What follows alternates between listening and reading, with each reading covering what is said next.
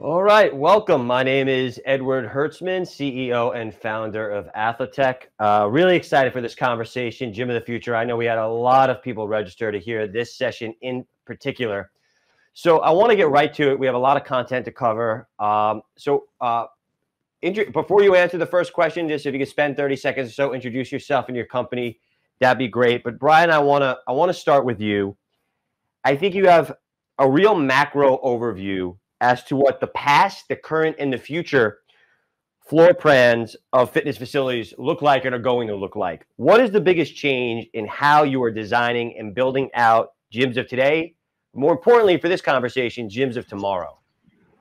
Sure. Okay. Well, Brian Green, I'm the founder and CEO of Active Solutions, and we work with clients in all sectors of fitness, from commercial health club to variety of amenities and certainly in-home experiences. So we work on designing the exercise experience, as we say it. But so I get this question pretty often, and I hope it's not because I've got, have rounded the corner on 3 decades worth of experience now in doing this. But I feel like the best way to describe sort of where we are in this space today is akin to Maslow's hierarchy of needs. So we started very utilitarian, and maybe that's a decade before. So I started where we had quite a massive commercialization of health club spaces, destination-based locations, and today, we've got those basic needs covered. We've got the sort of standard, cardio and strength and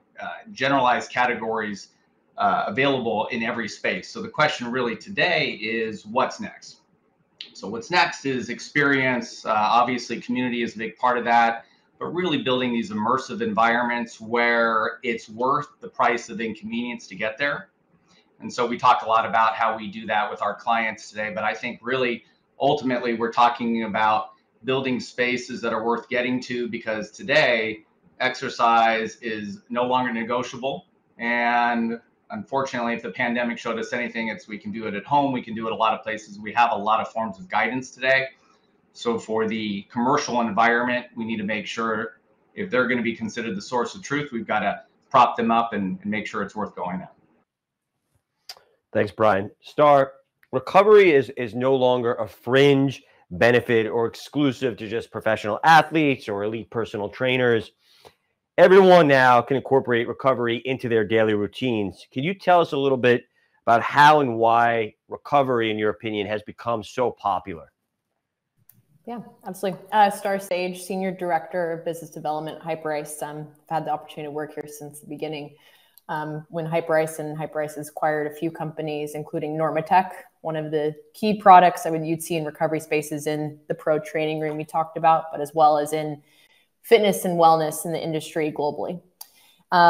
Yeah, asked a good question, which is kind of part of the storytelling, I think, of our company, which is we started out in the pro training room, and those professional athletes, those athletic trainers that were working with the professional athletes were the ones that were testing our product, prove the validity of it. And in turn, those experts are talking to the experts, the coaches, the trainers, the GMs, the decision makers in the fitness facilities that we think about, to understand what it is that professional athletes use to train for their job can that be used to train for someone's life. And that's something that I think Brian touched on as well, which is we're no longer working out just to work out. We're training for our life. Everyone is now, the consumer is smart enough to know what it is they need to do to live a better, healthier life.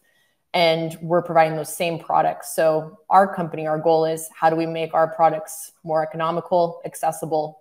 And it's a matter of us as industry leaders to make it easy to use. And so what we see now is also members now intuitively know how to pick up and grab a Hypervolt massage device. 5 years ago, you needed the personal trainer or the massage therapist to show you how to use it. Now it's like picking up a hairdryer that someone knows how to pick it up, turn it on, and intuitively do something, know how to feel better.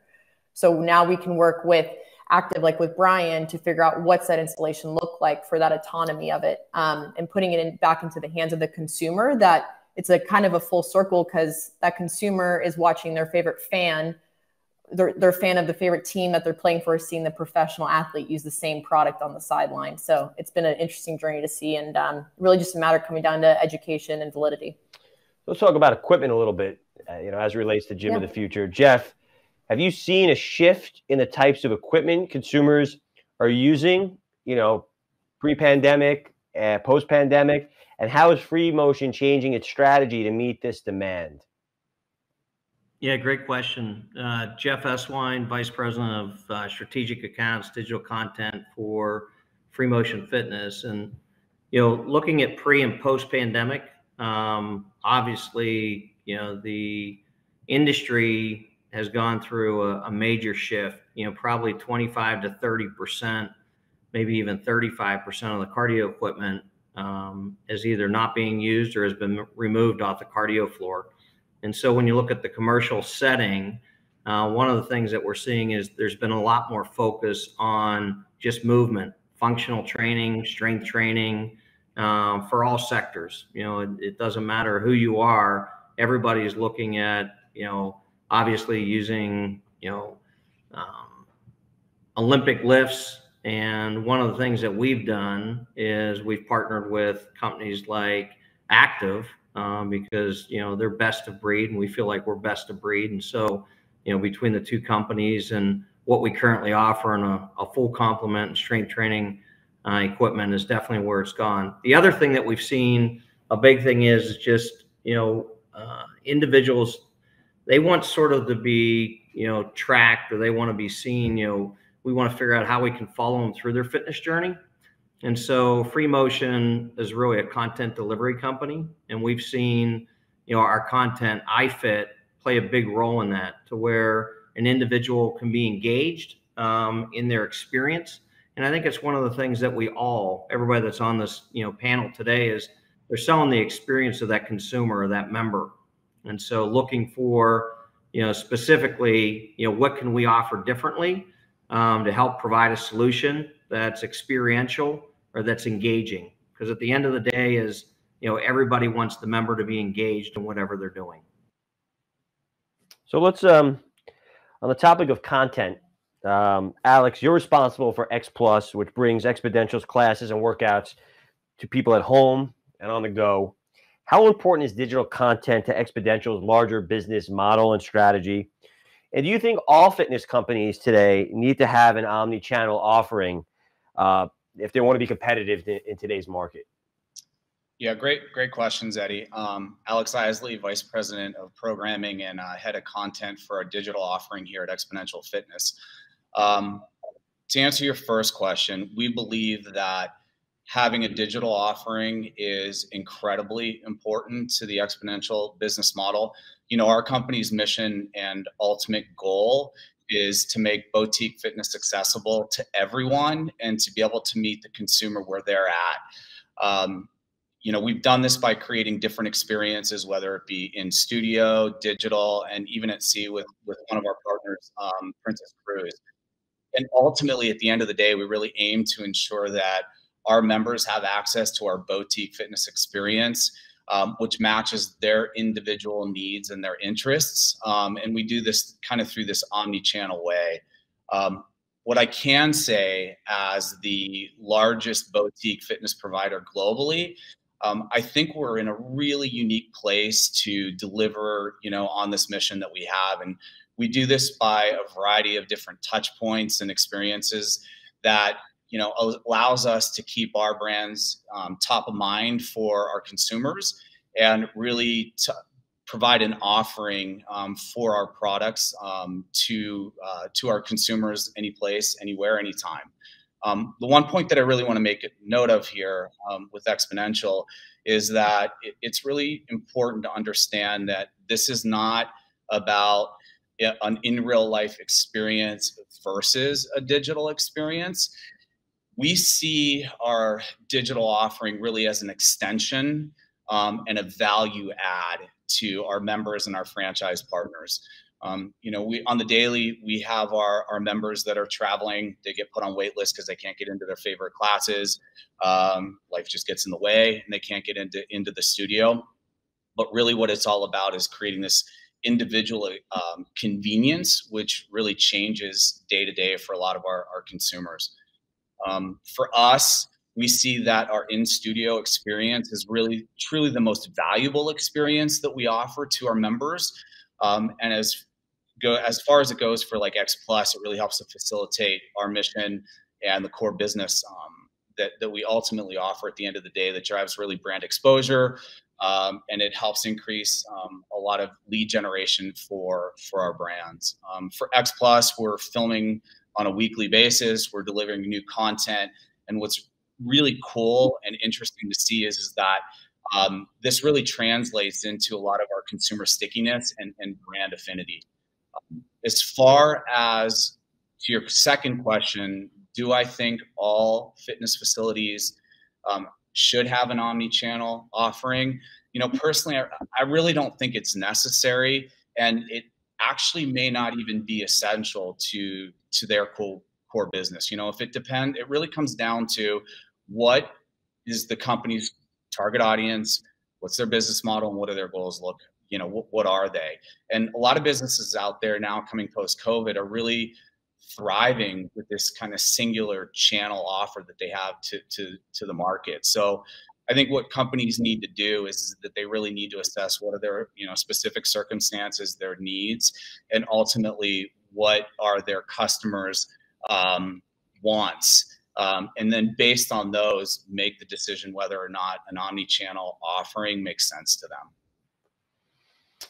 So Brian, you know, my first question was, what will the footprint look like in the future? But most operators are not working with a blank canvas. You know, they have a facility right now, and the industry as a whole, you know, a lot of operators are struggling. They need to make more money. There's more options for the customer than ever before. They're contending with at home. So what recommendations would you have for operators that want to modernize their facilities? They want to drive incremental revenue. What can they do with their current footprint to maximize revenue and still meet these trends?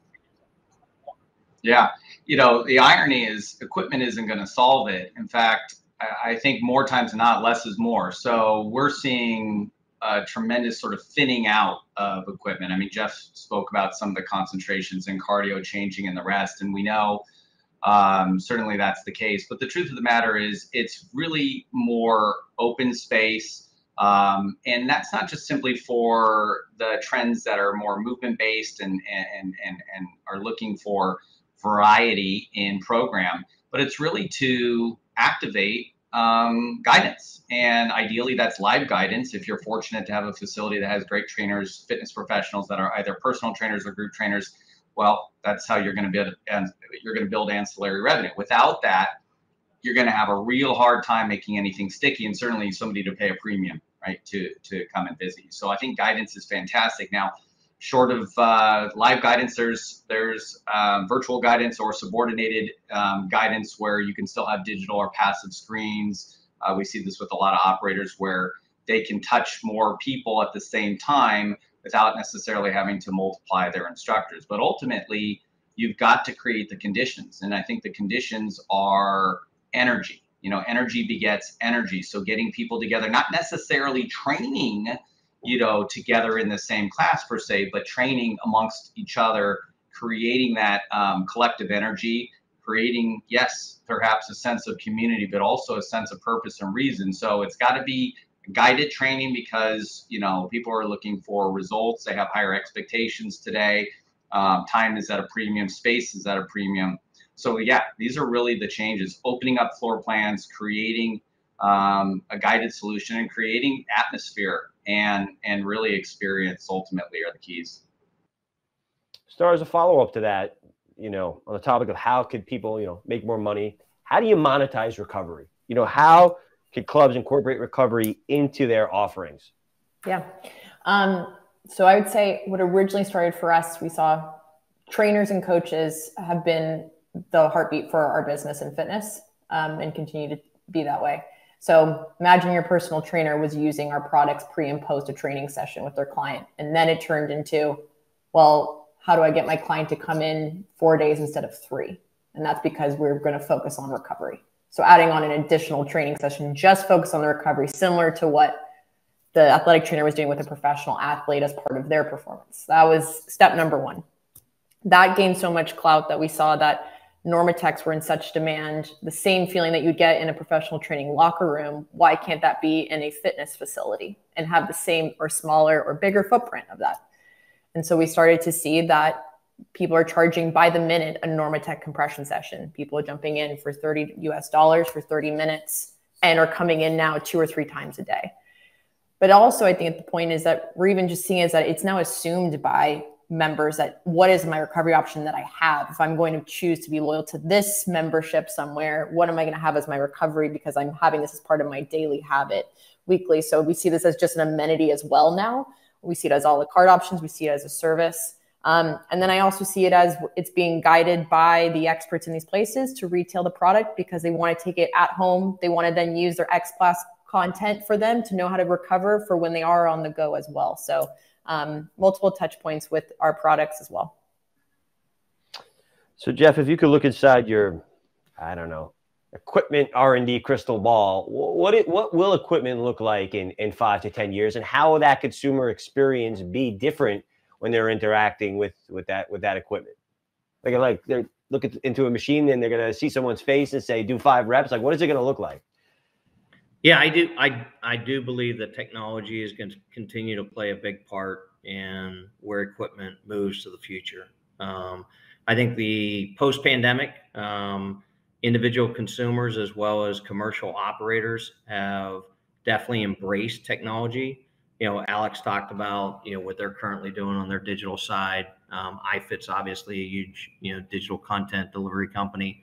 And, you know, one of the things it comes down to is every operator out there is looking for really 4 things, right? Acquisition, more members, you know, how do I drive more people through my door? Number 2, how do I change my attrition rate, or how do I increase my retention rate, right? Decrease attrition, increase retention. Number 3 is lifetime value, right? I mean, the more active that the individuals, obviously, the longer they're going to stay in the facility, and the lifetime value of that member is going to increase.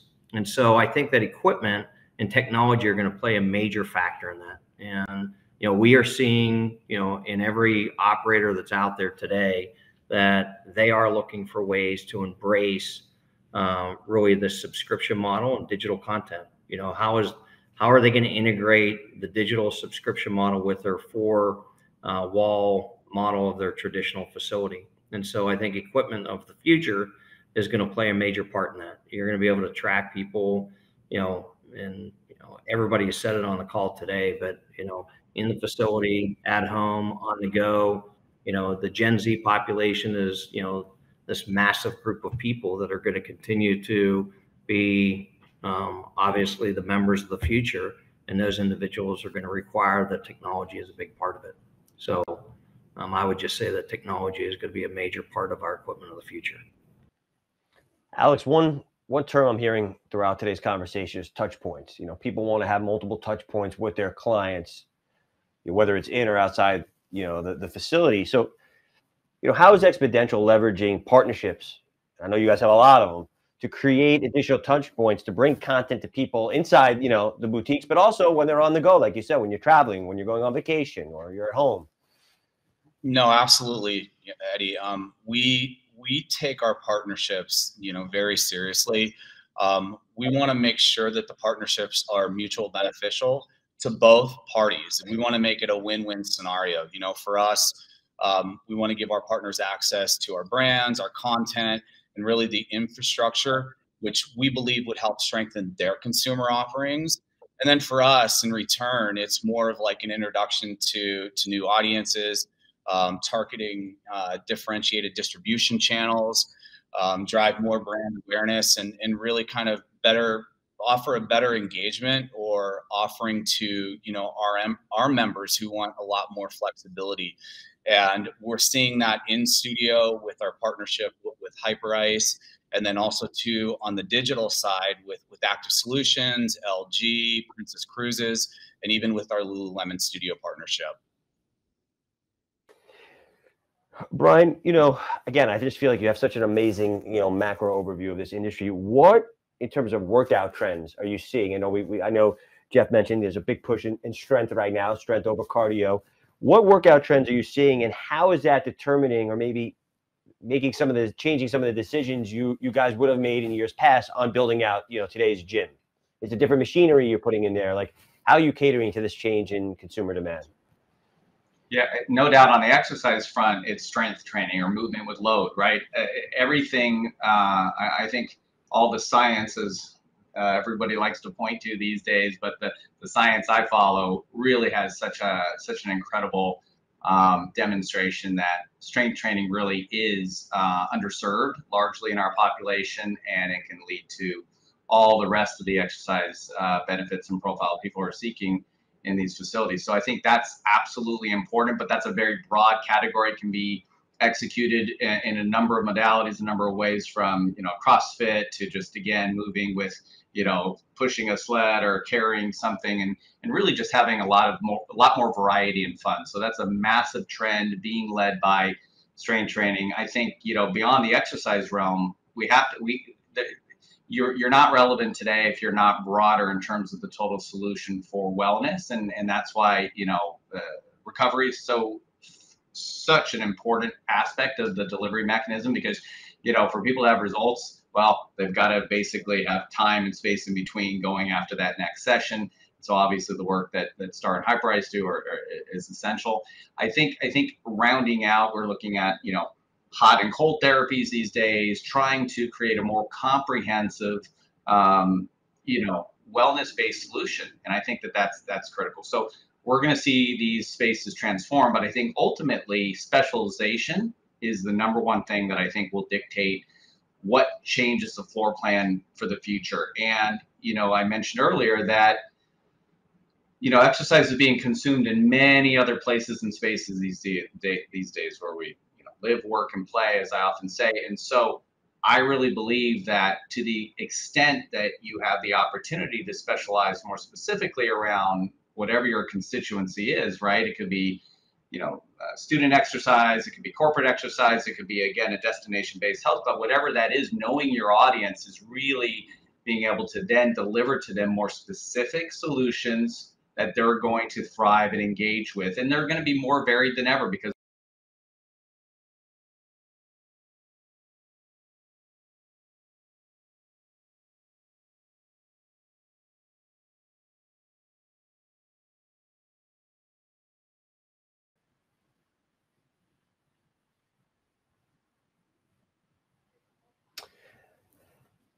this question may seem a little wonky, but I want to open it up to everyone. I'll start with you, Alex. We're talking a lot about what's popular today. Like, a lot of people watching are going to say, okay, I know recovery is popular and I know strength is popular, and maybe people are in the reactive phase of their journey, like they're trying to catch up to these demands.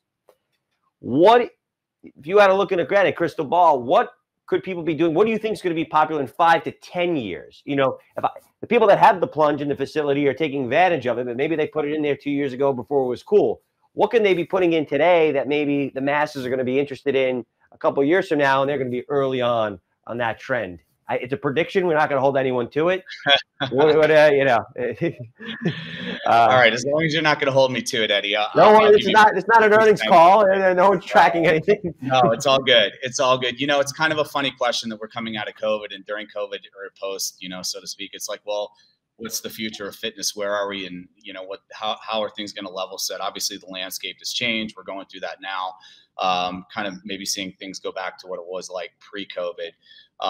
But looking in my crystal ball here from a technology and a digital offering, I believe that virtual reality is going to have a big play in the fitness space. And it's going to take a little bit of time to get there. It's a new market space for us. We're starting to see, Apple coming out with their new headset. We've got Meta that has their, headsets that are out there, but, and there is content, there is fitness content, and it's very gamified, but I don't think that they really have yet their purest form of fitness. So my prediction is that it'll take a little bit of time to get there. So to hit that target of the 5 to 10 years, I think we're kind of launching and heading in that direction. All right, I like that answer. Star? All right. Well, obviously, recovery rooms everywhere. But on that note, I mean, I wanted to play off this whole thing about community and fun, and something that Brian brought up. You know, recently I saw in Amsterdam, the Soho House there had a movie night with Normatec boots, and in the movie theater. And what I'm going to see happen is that it's getting back to this community base of people having fun with our products, like a locker room style, where you're not just going to a bar at evening, people, Gen Z, or alcohol rates are lower. Now it's going to be times where you're doing a recovery night with people. And it's starting to get to that, but I think it's going to be actually become much more commercialized, even to the point where hours are going to be shifting when people are coming in on weekends versus rushing in and out in the mornings and evenings. How it becomes part of just what you enjoy as almost entertainment is that you're enjoying what you're doing for your wellness. And down to something as simple as Kelly Starrett, who wrote Just Built to Move, people need to get back to just walking. I think you go to your workout class and you do your 50 minutes and then you think and you sit behind a desk. I think we're going to see a trend getting back into walking. So that's as simple as it is. I'm curious how that's going to be scaled in the fitness setting. Star, just a follow-up to that, and obviously I'd like to hear Jeff and Brian's answer to this question, but why are we calling it recovery? Why are we not calling it also like prevention? Like, is this only about like after, like how much of this is going to become preventing? I mean, maybe if Aaron Rodgers did some, I don't know, stretches before that game, we all wouldn't be miserable in New York right now. So are we going to see a shift from recovery to prevention? I mean, it is already in the professional training room. It is being used that way, that the rookies on all these teams are using it because of what they saw all the vets doing when they were injured and having to try and get a couple more seasons under their belt. Instead, they're doing as I want to play for as longer as them. So preventative healthcare is now almost the new term that we're playing around with. Obviously, we all sit under the wellness umbrella, but prevention is definitely, as long as we can get someone in to experience our products, they'll understand it and make it part of their habit. So yeah, definitely prevention. Jeff? Mindfulness side, well-being, wellness, Brian touched on a little bit, but I think that's something that's really going to be important as we move forward. And, you know, the digital side that we currently provide, you know, and Alex provides, I think that's a big component of it because they can do it outside of the four-wall facility. I feel the four-wall facility is still important, but, you know, the facility of the future for me is going to be a facility without walls, to where we can follow that individual wherever they are. So. And Brian, what's your prediction? Yeah. Well, again, like Alex, don't hold me to it, but I do think that I use the term immersive a couple of times, I think, in this call. And so I think that can be accomplished in a lot of different ways. I mean, Alex is talking about VR, and that's exceptional, right? And that's only going to keep getting better. And whether that's a headset or just a space, a commercialized space that makes you feel that you are not only in an experience, but that all things are measurable. So I think movement capture is a huge part of our future. You know, the whole movement for wearables is fantastic, right? But it's only as good as if you're mining that data. And if you're not really looking at it, what do you have here? I think that creating passive systems that are going to capture movement, that are going to capture, skills increases or other things that you're trying to optimize in your, well-being journey, whatever that may be. Facilities are going to have an opportunity to help do that better. And that's where maybe more sophisticated equipment or systems are going to come into play. So I think that's really, really important. I mean, I think exercise is, without getting into all the benefits of it, the mental, Jeff mentioned the mental, I'm a big fan of their content as well, where you can go on to, if you are going to be on cardio, at least you can be hiking the Himalayas and it will take you up and down and take you through that. Sometimes we overthink things, right? Like that's obviously high production value content that they're delivering, but that is an experience. And even though you may not be part of, some group training platform or something else, you're getting something that takes you somewhere else. I think there's a lot of ways, if you think about that and adapt that to VR experiences and adapting that to having, your favorite instructor in the same room with you virtually, the sky's the limit. So I think it's exciting. And I think obviously that can transcend the commercial space into the home space as well, bridging wherever you can engage in health and wellness next. So it's exciting.